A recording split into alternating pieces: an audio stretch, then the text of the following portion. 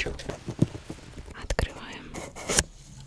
Так, открыли мы коробочку. Здесь на нас смотрит вот такая бумага. Я так понимаю, с объяснениями режимов, как что работает. Мануал.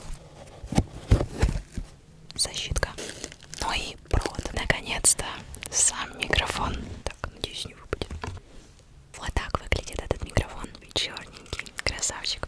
Вот с такой подставкой. Подключать я его буду без подставки. Получается, я буду ее откручивать, эту штуку. Так же, как вот этот микрофон. Видите, вставлю его сюда, чтобы было удобнее сейчас делать обзор на него. Давайте мы его уже подключим и будем тестить этот микрофон. Я его установила. Прислушиваемся к моему шепоту, а вы оцениваете, как мой звук.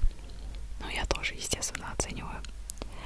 Пока что чувствую, что шепот очень мягенький, мягенький, мягенький, мягенький шепот. Раз, два, три. Раз, два, три. Раз, два, три. У этого микрофона есть 4 режима записи. Давайте я вам расскажу про каждый режим. И попутно буду переключать эти режимчики для примера. Первый — это стереорежим, тот, на котором я сейчас нахожусь.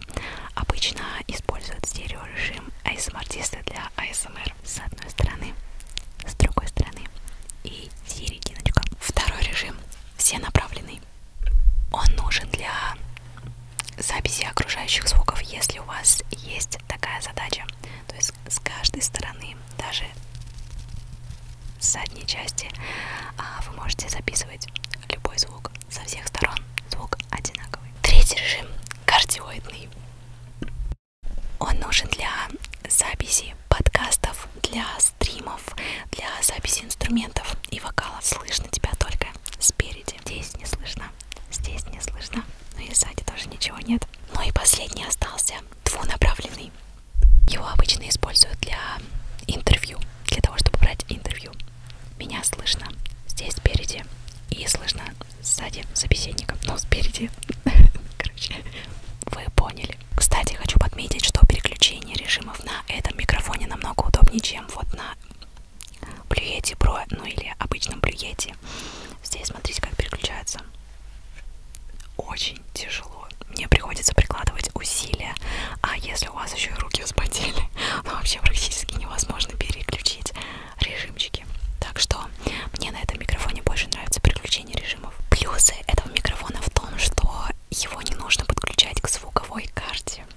Он подключается только по USB, то есть добавляет вам какой-то мобильности. Если я, например, захочу отснять что-то на улице, я смогу взять с собой ноутбук и подключить этот микрофон и не тащить с собой звуковую карту. Тут еще есть кнопка включения и выключения микрофона, что очень удобно использовать на стримах, если вдруг тебе кто-то позвонит, быстренько отключаешь. Кстати, ее сейчас не видно, сейчас я вам ее покажу. Вот, короче, вот эта вот кнопочка.